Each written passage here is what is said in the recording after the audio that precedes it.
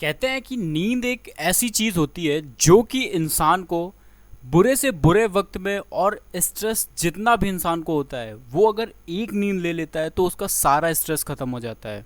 But क्या हो कि अगर किसी इंसान से उसकी नींद ही छीन ली जाए, वो भी एक दो दिनों के लिए नहीं, पूरे 30 दिनों के लिए।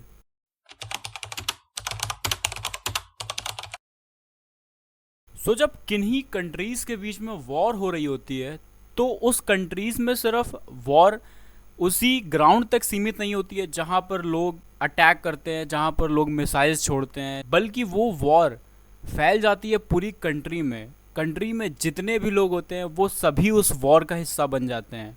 इवन वहाँ के लोग और जितने भी रिसर्चर्स, साइंटिस्ट, जितने भी लोग होते हैं सभी उस वॉर में इन्वॉल्व हो जाते हैं।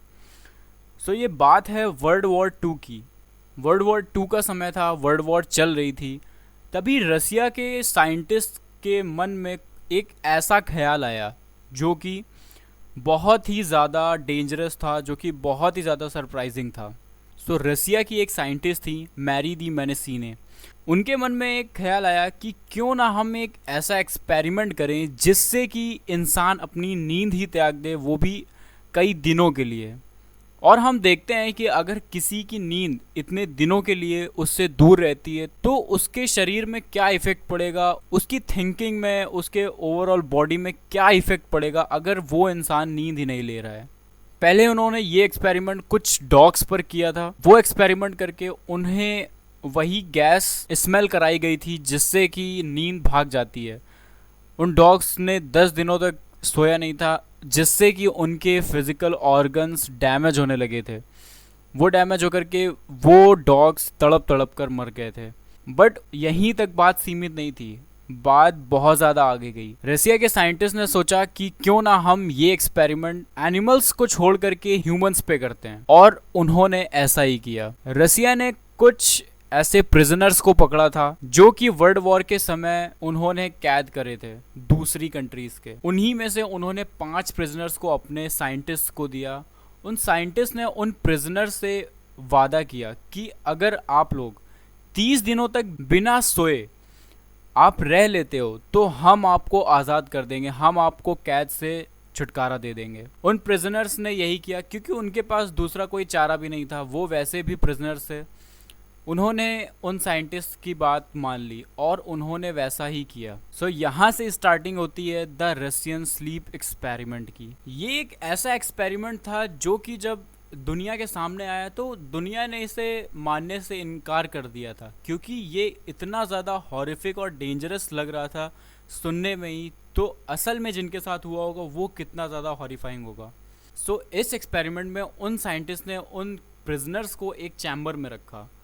उस चैम्बर में उनके लिए हर एक चीज़ अवेलेबल कराई गई, लाइक बुक्स, फूड, वाटर, हर चीज़। बस वहाँ पर कोई भी बेड नहीं था क्योंकि उन्हें सोना अलाउ नहीं था।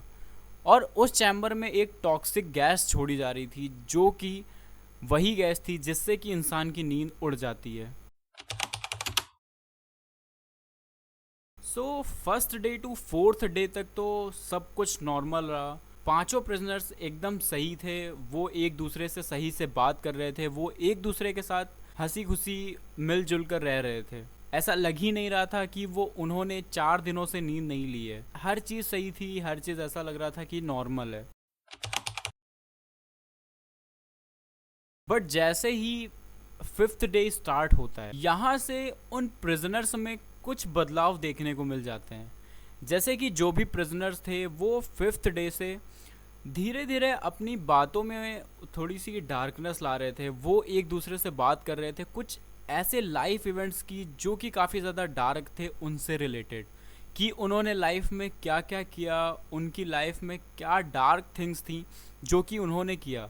ये फिफ्थ डे से उन्होंने स्टार्ट कर दिया था करना। इससे पता चल गया था कि उस गैस ने अपना असर दिखाना चालू कर दिया है। वो गैस इतनी टॉक्सिक थी कि उन लोगों ने नींद तो नहीं ली, बट फिफ्थ डे से स्टार्टिंग कर दी कुछ ऐसी डार्क चीज़ों के बारे में बात करने की जो कि काफ़ी ज़्यादा हॉरिफाइंग थी। जैसे ही एट्थ डे आता है, सारे प्रिजनर्स एकदम से साइलेंट हो जाते हैं। अब वो किसी भी बारे में बात नहीं कर रहे हैं, वो बिल्कुल शांत हैं। ऐसा लग नहीं रहा है कि वो कुछ बोल रहे हैं, उनको कुछ समझ नहीं आ रहा है, सिर्फ वो एक जगह बैठे हैं। जैसे ही 8th डे से डे 9th स्टार्ट होता है, वहीं से उन 5 प्रिजनर्स में से एक प्रिजनर बहुत ज़्यादा तेज चिल्लाता है, बहुत ज़्यादा तेज, इतनी तेज़, इतना लाउड वो शोर करता है कि वो खुद से अपनी वोकल कॉर्ड्स फाड़ लेता है। उसकी वोकल में से खून आता है, बहुत ज़्यादा तेज़ चिल्लाता है, और वो इतनी तेज़ चिल्लाता है कि उसकी वोकल कॉर्ड्स फट जाती हैं। अब वो बोल भी नहीं पा रहा है, वो सिर्फ एक जगह लेट गया है। उसकी मौत भी हो जाती है। उन 5 प्रिजनर्स में एक की मौत हो जाती है, और 2 दिन बाद उन 4 में से एक और कैदी सेम चीज़ करता है। वो भी बहुत ज़्यादा तेज चिल्लाता है, वो भी बहुत ज़्यादा लाउड आवाज़ करता है, और सेम चीज़ उसके साथ भी होती है, वो भी अपनी वोकल कॉर्ड को फाड़ लेता है। अब यहाँ पर 4 लोग बचे हैं, उनके साथ ऐसा हो रहा था, वो उनको कुछ भी नहीं समझ में आ रहा था, वो अपने आप को भूल चुके थे। उन्हें सिर्फ और सिर्फ वो गैस से मतलब था जो कि उस चैम्बर में छोड़ी जा रही थी। ऐसा ही करते करते 15 दिनों के बाद ही रिसर्चर्स को ऐसा लगता है कि अब हमें ये एक्सपेरिमेंट रोक देना चाहिए। वो जैसे ही चैम्बर का गेट खोलते हैं, वैसे ही वो सारे प्रिजनर्स एक साथ बोलते हैं कि हमें यहीं रहने दो, हमें वापस से वही गैस चाहिए। जबकि वहाँ पर फ्रेश एयर छोड़ दी गई थी, बट उन्हें उस फ्रेश एयर से कोई भी मतलब नहीं था। उनके मन में सिर्फ एक चीज़ थी कि हमें सिर्फ वही गैस चाहिए, हम उसके बिना मर जाएंगे। वापस से उन्हें चैम्बर में डाला गया, और ये देखा गया कि उन 4 प्रिजनर्स में से हर एक प्रिजनर एकदम से वो अपने आप को खो चुका है। उनके इंटेस्टाइन्स चेक करे गए, वो एकदम सही चल रहे थे। उन्होंने 15 दिनों में से जो शुरुआत के 4 दिन थे उसमें तो वो सभी नॉर्मल थे, बट उसके बाद से कुछ भी खाया पिया नहीं था। वो सिर्फ खा रहे थे तो खुद का फ्लैश और खुद के ऑर्गन्स। उन्होंने उस चैम्बर में, जो कि एक होल था, जो कि जहाँ से सारा ड्रेनेज पास होता था, वहाँ पर जो 5th प्रिजनर मरा था उसके फ्लैश और ऑर्गन वहाँ पर लगा दिए थे, ताकि वहाँ से कोई खून और बाकी की चीज़ें ना जा पाएँ। वहाँ पर पानी भर गया था, वो भी कुछ सेंटीमीटर्स जितना। वो कमरा बहुत ज़्यादा गंदा हो गया था। वहाँ पर वो लोग खुद का फ्लैश खाना चालू कर दिए थे, और उन्हें ऐसा करना पड़ रहा था ताकि वो खुद सोच सकें कि क्या वो ज़िंदा हैं। उन्हें क्योंकि कुछ भी नहीं समझ में आ रहा था उनके साथ क्या हो रहा है। फिर जैसे तैसे उन विक्टिम्स को वहाँ से निकाला गया। वहाँ के एक मिलिट्री कमांडर्स ने ये ऑर्डर दिया कि उन्हें वहाँ से निकाला जाए। उन्हें निकालने के बाद उन्हें कुछ एनेस्थीसिया के इंजेक्शंस दिए गए, जिसके बाद उन्हें थोड़ा सा आराम मिला, थोड़ा सा। वो ज़्यादा देर तक एनेस्थीसिया के इंजेक्शंस भी सहन नहीं कर पा रहे थे, क्योंकि उन्हें सिर्फ वही गैस चाहिए थी जो कि उन्हें उस चैम्बर के अंदर मिल रही थी। उसके बाद रसिया के उस मिलिट्री कमांडर ने एक ऑर्डर दिया कि उन 4 कैदियों के साथ साथ बाकी के 3 साइंटिस्ट भी अब उस चैम्बर में जाएंगे उस गैस को फील करने के लिए। ऐसा सुनते ही उन 3 साइंटिस्ट में से एक साइंटिस्ट ने रिवॉल्वर निकाली और उस कमांडर को शूट कर दिया। उस कमांडर के साथ साथ उसने उन सभी प्रिजनर्स को भी शूट कर दिया और सभी को मार दिया। सो ये एक ऐसा एक्सपेरिमेंट था जो कि काफ़ी ज़्यादा हॉरिफाइंग था, जो कि काफ़ी ज़्यादा डेंजरस था।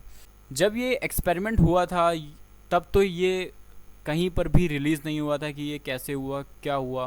बस इसका एक आर्टिकल रिलीज़ हुआ था 2009 में। आप जा कर के उसे पढ़ भी सकते हैं, वो काफ़ी ज़्यादा हॉरिफाइंग और डेंजरस था।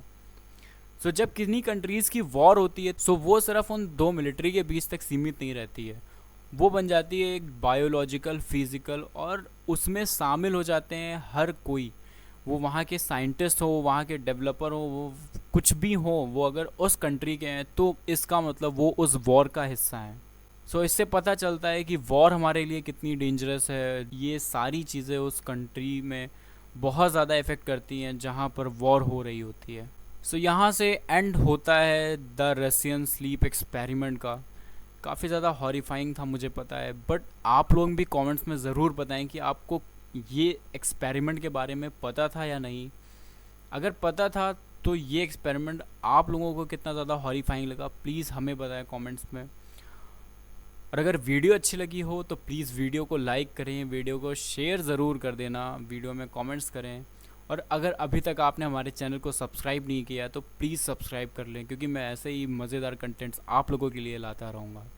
सो मिलते हैं नेक्स्ट वीडियो में, तब तक के लिए बाय बाय। तब तक के लिए अपना ख्याल रखें, अपने फैमिली वालों का ख्याल रखें। मिलते हैं नेक्स्ट वीडियो में, तब तक के लिए बाय बाय।